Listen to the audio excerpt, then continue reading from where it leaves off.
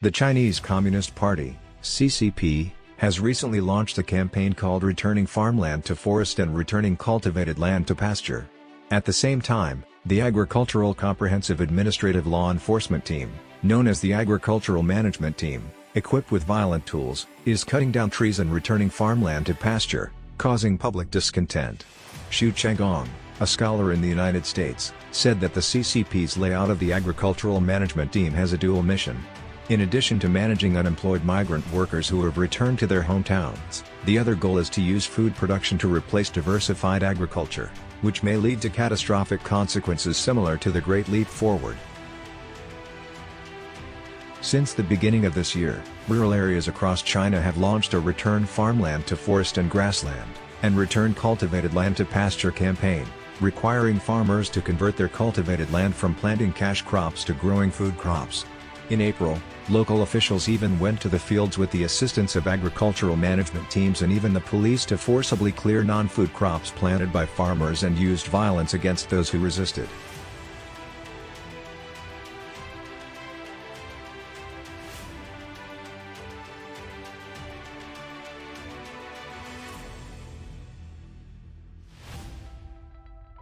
In Nanning, Guangxi, police and agricultural management teams cleared over 6,000 acres of tobacco fields. Click the video to watch. In Taiping Town, Huangshan District, Qingyuan City, Guangdong, local farmers reported that the government forcibly cleared several hundred acres of their sugarcane fields under the guise of protecting cultivated land. Senior researcher Xu Chenggong of the China Economic and Institutional Research Center at Stanford University said that in fact, China's economic reforms in the past few decades started with the rural areas, giving farmers autonomy. Although farmers do not own the land, they have the right to use it and decide what to plant. This change that began in the late 1970s and early 1980s allowed China's economy to develop and differentiate from that of the Soviet Union at the time. But now it is returning. The reason for implementing agricultural management and requiring certificates to farm is nothing more than to control farmers and force them to grow grain. Originally, China's agriculture was very underdeveloped, and if it were to specialize in grain, China's agriculture would become even more underdeveloped, Xu said. Xu Chenggong said that the advantage of Chinese agriculture actually lies in its diversification.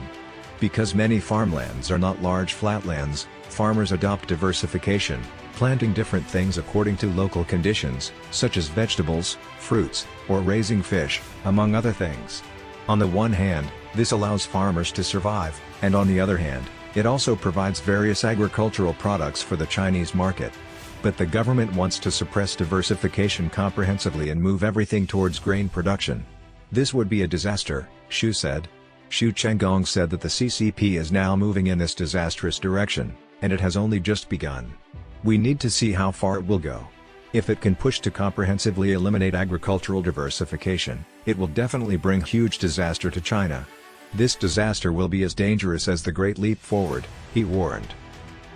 According to reports from Chinese official media, the Agricultural Comprehensive Administration Enforcement Team, Farm Management Team, which recently sparked controversy, began to be formed in 2018 and was completed at the city and county levels by the end of 2022. There are now 2,564 Agricultural Comprehensive Administration-related agencies established nationwide, with more than 82,000 enforcement officers. At the end of 2022, the Chinese Ministry of Agriculture and Rural Affairs announced the administrative measures for Agricultural Comprehensive Administration enforcement, which will officially take effect on January 1, 2023. Xu Chenggong said that the authorities sent a large number of personnel to rural areas to control farmers, involving dual tasks. One task is timely because a large number of migrant workers were forced to return to the countryside after losing their jobs. The authorities are worried about instability in rural areas and need to find ways to control them. On the other hand, as I mentioned earlier, they want to use the production of food to replace diversified agriculture. If they completely use the production of food to replace diversified agriculture, won't it become the same as the grain-first policy during the Great Leap Forward? He said. The Great Leap Forward was a political and social movement launched by Mao Zedong from the end of 1957 to the early 1960s. The movement attempted to blindly pursue a leap in industry and agriculture by using local labor and enthusiasm, including the large-scale production of satellite farms, pursuing surpassing Britain and catching up with the United States in steel production, large-scale steel production by the entire nation, and the establishment of people's communes, etc. The result of the Great Leap Forward movement was low-quality steel and iron production, excessive resource development, serious destruction and waste, deterioration of the ecological environment, insufficient agricultural production due to a large amount of labor being transferred to steel production, and ultimately led to the Great Famine from 1958 to 1962. With the Chinese government's reversal of its past policy of promoting returning farmland to forest and implementing returning forests to farmland, as well as the introduction of farm management, the authorities have recently emphasized the need to firmly grasp the initiative of food security. Xu Chenggong said that putting the protection of food production in such an important position by the authorities involves very significant issues related to China's current economic and social situation and the situation of the world as a whole. China's development over the past few decades has relied on international trade. Generally speaking, to export advantages and compensate for weaknesses, one relies on trade. China's advantage is its cheap labor force, and over the past few decades, a fairly large manufacturing system has been formed. Therefore, China has an advantage in exporting manufacturing products.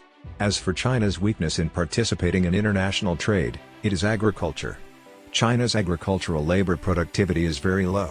Although the so-called getting rich through international trade has occurred over the past few decades, the gap between rich and poor is very serious, and the main subject of poverty is concentrated in rural areas. He believes that the authorities are suddenly highlighting their weakness, rural areas, because of their judgment of the domestic and international situation, and they want to develop in the direction of a planned economy. Because they have to consider the issue of war. Previously, public opinion believed that the CCP's sudden strengthening of rural management and returning farmland to forest was preparing for a food blockade or regional war that may occur in a few years. China has been the world's largest grain importing country for several consecutive years, and grain imports have continued to rise since 2019. Especially when the CCP virus, COVID-19, spread globally from China, China began to massively buy food around the world.